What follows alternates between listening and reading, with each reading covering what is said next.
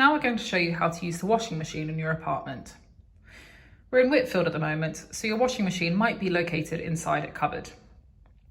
Underneath the sink, you should be able to find 2 of these laundry capsules. So, to start off with, load your washing into the drum. You can open the drum here. Pop in the tablet with your load, shut the door, and then look at the dial located here. Simply turn to your desired setting. We've got dry on the left and wash on the right. We'd recommend using an easy care setting, which is around 40 degrees, so it's slightly more eco-friendly.